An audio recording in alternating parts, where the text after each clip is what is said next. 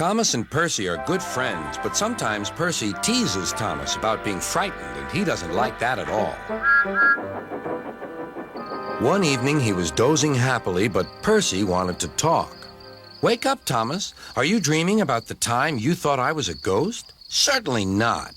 Anyway, I was only pretending to be scared. I knew it was you, really." Percy went on teasing him. "I hope the guard leaves the light on for you tonight." "Why?" asked Thomas. "I quite like the dark." "Oh, really?" exclaimed Percy. "I am surprised. I always thought you were afraid of the dark. I wonder why." Thomas decided to say nothing and went to sleep instead. Next day, Sir Topham Hatt came to see him. "I would like you to go to the harbor tonight. You have to collect something rather unusual." "What sort of something?" asked Thomas. "Wait and see," replied Sir Topham Hatt. Meanwhile, Percy was moving freight cars into a siding.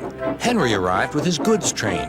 The signalman changed the switches, and Percy waited on the siding until Henry had steamed by. Then there was trouble. "The switches are jammed," called the signalman. "I can't switch them back for Percy. The workmen will have to mend them in the morning. It's too late now." Said Percy's driver. "I'm sorry, Percy, but you'll have to stay here for the night." "Where are you going?" asked Percy. "Home for tea," replied the fireman. Percy was speechless.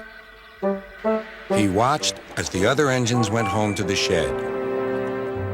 Nighttime came, and Percy began to feel very lonely.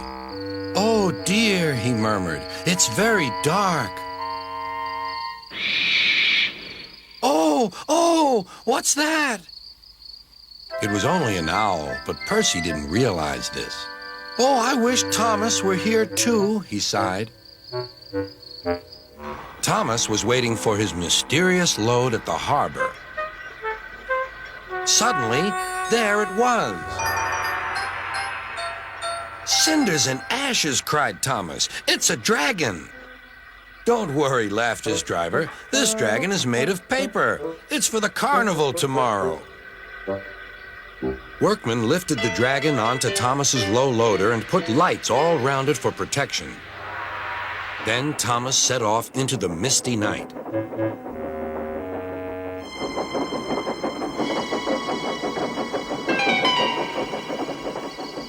Percy was asleep on his siding and had no idea that Thomas was approaching him.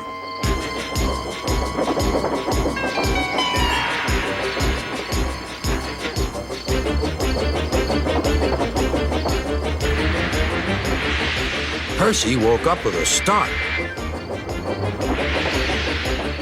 "Help!" cried Percy. "I'm not going to open my eyes until my driver comes." Next morning, the switches were mended and Percy puffed back to the junction. Gordon was just about to leave with the express. "You'll never guess what I saw last night." Gordon was in no mood for puzzles. "I'm a busy engine. I don't have time for your games." "I've seen a huge dragon. It was covered in lights." Gordon snorted. "You've been in the sun too long. Your dome has cracked." When the other engines heard the news, they laughed too. "Look out, Percy," chuckled James, "or the dragon may gobble you up." "No one believes me," huffed Percy. Maybe I did imagine the dragon after all. But Percy soon found out that he hadn't. "Help! Save me!" cried Percy. "It's all right," whistled Thomas, and he explained about the carnival. "By the way, how was your night out?" Percy decided to tell Thomas the truth. "Well, Percy," said Thomas, "maybe we do get scared sometimes, but if we're not afraid to tell each other, then that means we're quite brave, too.